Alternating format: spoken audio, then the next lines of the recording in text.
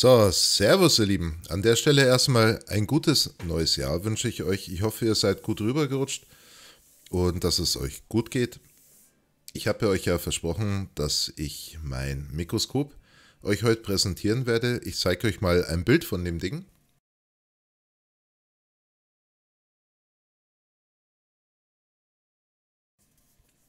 So, jetzt habt ihr das gesehen.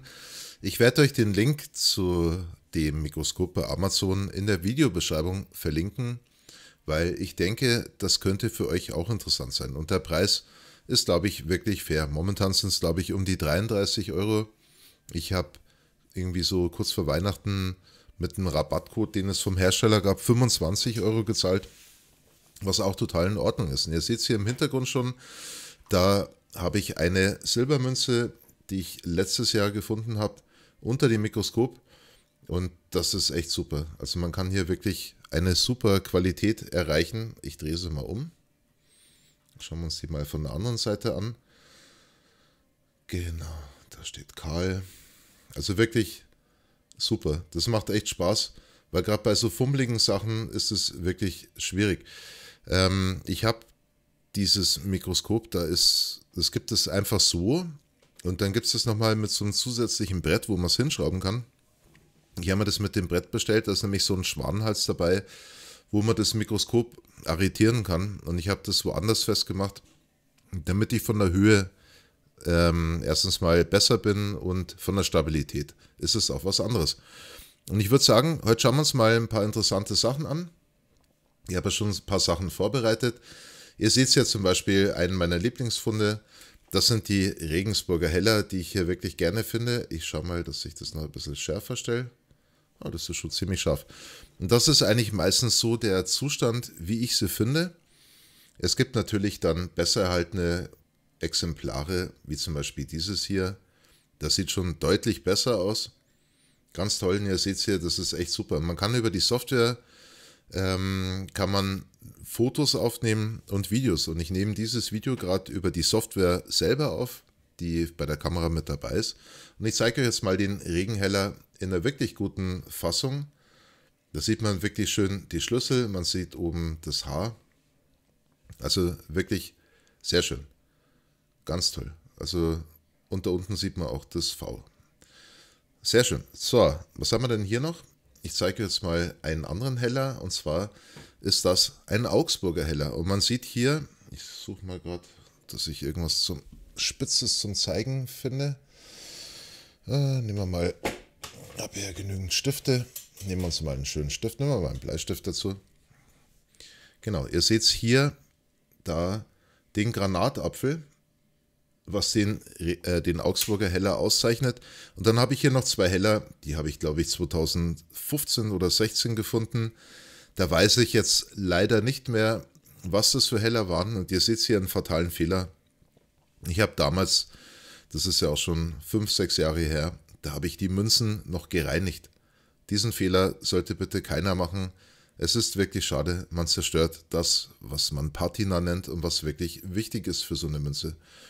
Genauso wie dieser schöne Kupferheller, den ich auch gereinigt habe. Und das ist einfach schade drum. Also diesen Fehler begehe ich heute nicht mehr. Und ich habe mir überlegt, was interessant ist. Und zwar, ich zeige euch jetzt mal mit diesem Mikroskop, was ich da gekauft habe. Ich nehme immer so kleine Notizzettel, so weiße. Das ist wirklich genial.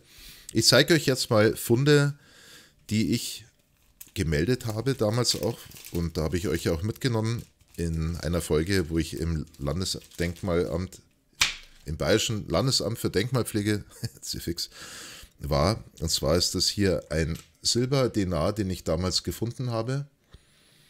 Der einzige, den ich bis jetzt gefunden habe, was mich sehr freut, auch wenn es nur einer war bis jetzt. Aber es wird dann irgendwann vielleicht der zweite und der dritte kommen. Das sind Funde, die ich damals gemeldet habe. Da habe ich hauptsächlich bronzezeitliche Funde gemacht. Und ihr seht hier, das ist wirklich toll. Also man kann hier wirklich richtig schön ranzoomen. Man kann natürlich mit dem Mikroskop noch näher dran gehen, um Sachen zu erkennen. Auf das Thema komme ich dann noch zu sprechen. Ich möchte euch hier einfach nur die Qualität zeigen. Ich muss das nur auf das entsprechende Tütchen legen, damit ich das dann später auch wieder richtig zuordnen kann.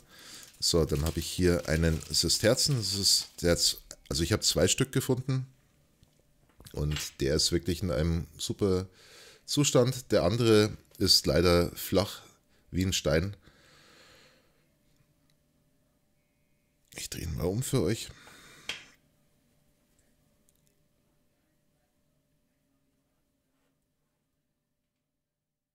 Genau, hier sehen wir das schön.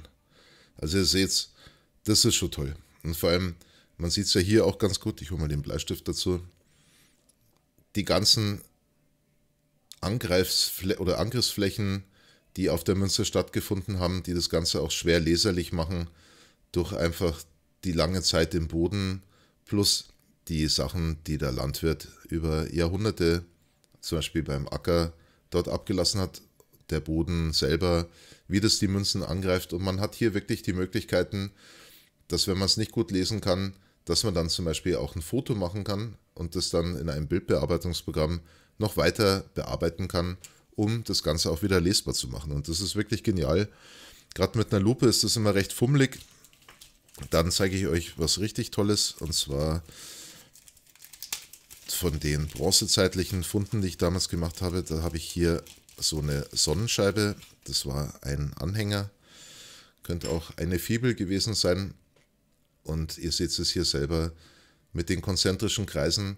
Und was das Tolle ist, die Kelten haben ja damals Urnenfelder oder Urnenbegrabung gemacht. Das heißt, man wurde mit dem, was man besaß, verbrannt. Und dieses Amulett weist auch die entsprechenden Spuren auf, genauso wie die Werkzeuge, die ich gefunden habe, dass das Ganze in einer Feuerbestattung mit verbrannt wurde. Und das ist wirklich toll, wenn man sich überlegt, wie alt es ist. Und da hat sich meine Archäologin damals auch gefreut, dass ich ihr diesen Fund gemeldet habe. Dann habe ich noch ein paar andere Sachen, die man sich hier schön anschauen kann. Ich stecke das nur in die entsprechende Tüte. Ja, obwohl, zeige ich euch mal ganz was anderes noch. Und zwar meinen ersten und einzigen Quina, keltischen. Sehr schön. Man sieht hier ist die Nase, die geht hier so rein. Hier ist das Auge, hier ist das Ohr. Also hier geht die Nase so runter, dann ist hier der Mund, das Kinn und dann ist hier das Auge und da oben ist der Rest vom Kopf. Und das ist ein Silberquina, ein keltischer. Hinten auf der Rückseite das Pferdchen. Sehr schön. Und das Tolle ist an diesem Quinar, also ich bin ja aus Ingolstadt und der wurde in Manching geschlagen, was aber interessant ist, deswegen habe ich den auch relativ schnell einschicken müssen ins Denkmalamt, weil dieser Kopf in die falsche Richtung schaut. Also normalerweise schaut der Kopf in die entgegengesetzte Richtung. Ich habe bis jetzt leider noch keine Antwort darauf erhalten, ob das vielleicht eine Fehlprägung war, warum der genau in diese Richtung schaut. Auf alle Fälle sehr schön und ich hoffe, dass ich 2021 endlich den zweiten finde und vielleicht noch mehr. Schauen wir mal. Das ist auf alle Fälle ein toller Fund. Und dann habe ich hier etwas, das habe ich nicht mit einem Metalldetektor gefunden, sondern das habe ich als Kind, da sind wir immer nach Südtirol gefahren, also ich und meine Eltern.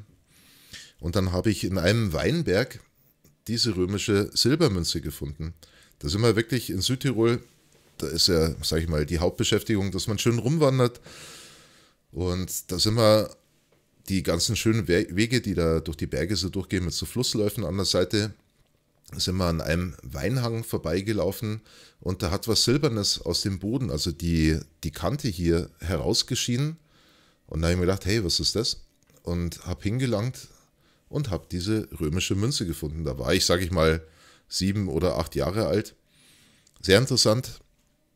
Ich zeige es euch mal von der anderen Seite.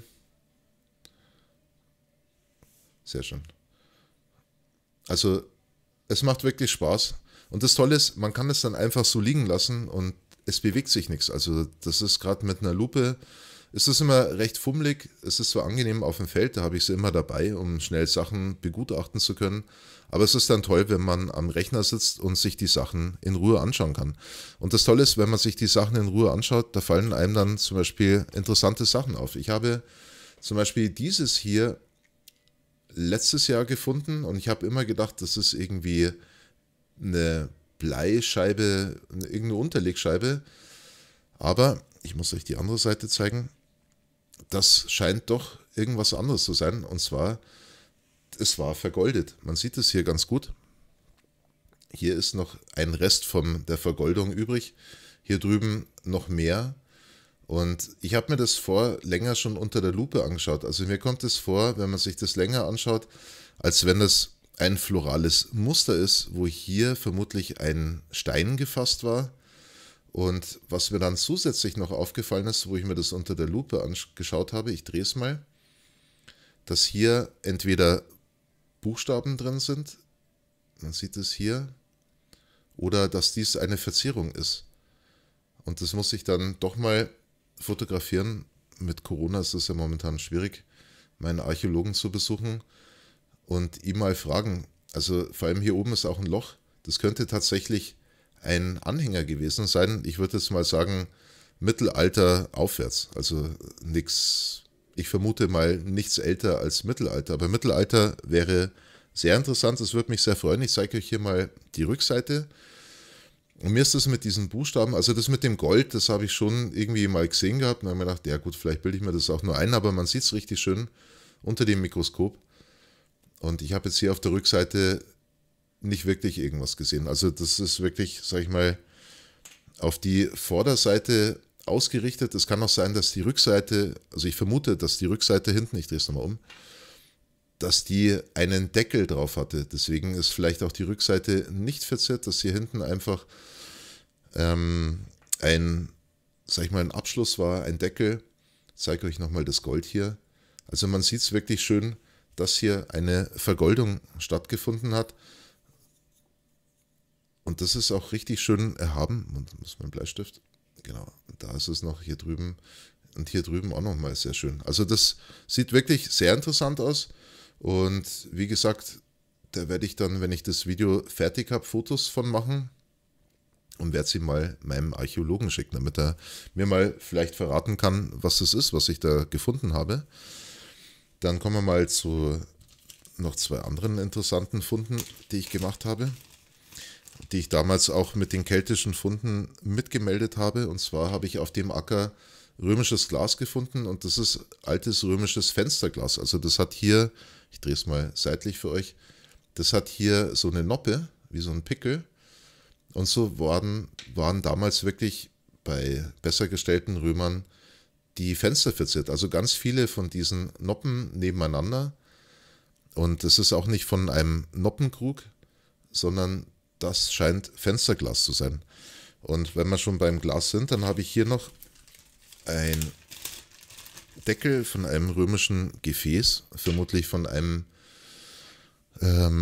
Cremetiegel oder von irgendwas Wertvollen. Also man sieht hier diese konvexe Wölbung auf der Innenseite, die dann auf dem Flaschenhals oder auf dem Gefäßhals saß.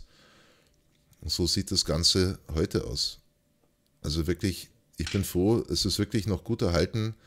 Und es ist auch total schön, wenn man da mit der Sonne durch dieses Teil durchschaut. Und das freut mich. Das ist wirklich ein schöner Fund gewesen, zusammen mit dem anderen Glasartefakt. Und als letztes zeige ich euch noch etwas. Dazu werde ich aber dann nochmal ein Video machen. Ich wollte das letztes Jahr machen, aber dann kam Corona. Und zwar zeige ich euch hier eine Berührungsreliquie.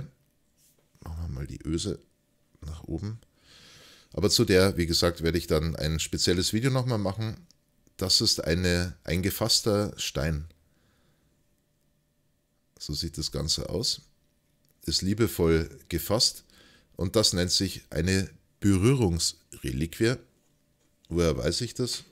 Weil ich mit der Archäologie im Austausch bin und mein Stadtarchäologe, eine Kollegin, dann damals zu sich gerufen hat, dass sie sich das mal bitte anschaut und sie hat dann gleich gesagt, das ist eine Berührungsreliquie. Mir hat das Wort überhaupt nichts gesagt, sie hat mir das dann erklärt.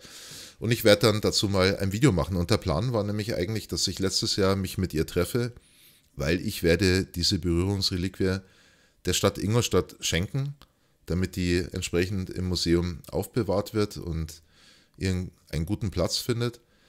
Und das habe ich schon länger, wie gesagt, vorgehabt. Das hat sich aber zeitlich damals nie ergeben. Letztes Jahr habe ich mit der Archäologin gesprochen und das ist für sie in Ordnung. Also wir haben auch schon alles ausgemacht, wie wir das filmen, wo wir das filmen und so weiter.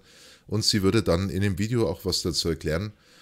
Ich muss jetzt mal, ja gut, wir haben jetzt Mitte Januar fast und es sieht nicht so aus, als wenn sich die Situation verbessern wird. Ich schaue mal, dass ich das ein bisschen schärfer stelle, weil es erhabener ist als die Münzen, die ich euch vorher gezeigt habe. Jo. Und dann werde ich wahrscheinlich ein Video dazu machen und euch erklären, was das Ganze ist. Und dann wird es hoffentlich dieses Jahr noch das Video mit der Archäologin geben, wo sie euch das dann noch viel besser erklären kann als ich. Ich bin ja kein Archäologe. Aber ihr seht's, das macht echt Spaß. Das ist eine tolle Geschichte. Ich lege euch noch eine andere Silbermünze auf, damit ihr nochmal schauen könnt. Also ich bin wirklich begeistert. Ihr seht es hier selber. Das macht einfach richtig Spaß. Und hier auch toll, Kreuzer mit EU geschrieben. Ganz toll. Das ist echt super. Und der Kreuzer, den habe ich ja mit dem Apex gefunden gehabt. Das war vor Weihnachten, so ich glaube 2, 3 Videos vor dem letzten Video, was ich euch gezeigt habe. Und wir sehen hier 1797. Sehr schön. Also auf alle Fälle von meiner Seite für den Preis eine absolute Kaufempfehlung. Was nämlich noch ein richtig geiler Vorteil ist, das habe ich vorhin noch gar nicht gesagt, glaube ich zumindest, dass man dieses Mikroskop mit Bluetooth dann oder WLAN, ich weiß es ist gar nicht mehr eins von beiden, ich glaube Bluetooth, dass man das dann mit seinem Handy oder mit seinem Tablet koppeln kann oder auch mit dem Laptop und so weiter. Und das ist natürlich mega praktisch, wenn man sich zum Beispiel abends mit Kumpels trifft, so wie ich es eigentlich sonst auch mache, wenn kein Corona wäre, so einen kleinen Sondelstammtisch und da macht es einfach Spaß mit dem Tablet, mit dem Mikroskop, dass man sich die Sachen dann zusammen anschauen kann.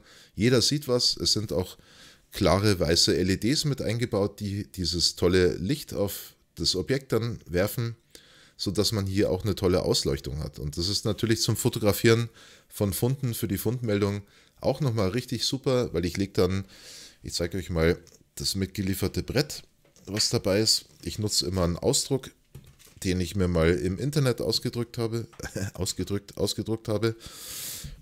Und das ist das, was da mit dabei ist. Dann ist hier auch 1 Zentimeter Maß mit an der Seite. Und das ist natürlich auch nicht schlecht. Mit dem Papier ist natürlich besser, weil es halt einfach nicht reflektiert. Aber wie gesagt, für den Preis ist das alles mit dabei. Und das finde ich einfach eine runde Sache. Gefällt mir. Und ich kann euch das nur empfehlen.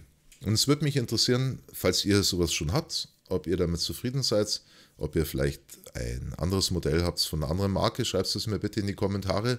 Und schreibt es mir bitte auch in die Kommentare, wenn ihr euch das aufgrund meiner Empfehlung gekauft habt. Das würde mich natürlich auch interessieren. Ich sehe gerade da oben in dem Wappen, das sieht so aus, als wenn da ein Pferd drin ist. Das möchte ich nochmal kurz schaustellen. Weil mich würde es natürlich freuen, wenn ich höre, okay, das war wirklich ein cooler Tipp. Okay, ich glaube, das war Pareidolie, dass ich da ein Pferd gerade gesehen habe, aber wer weiß, keine Ahnung. Jo, das rundet mein Video für heute ab. Es war schön, euch im neuen Jahr schon mal gehört zu haben und dann hoffe ich, dass wir bald wieder sondeln können. Heute ist hier die Schneeseuche losgebrochen und kalt ist es auch wie Sau, aber das kann nur besser werden. Also, passt auf euch auf und wir hören uns beim nächsten Video. Euer Peso, euer Bavarian Relic Hunter. Servus.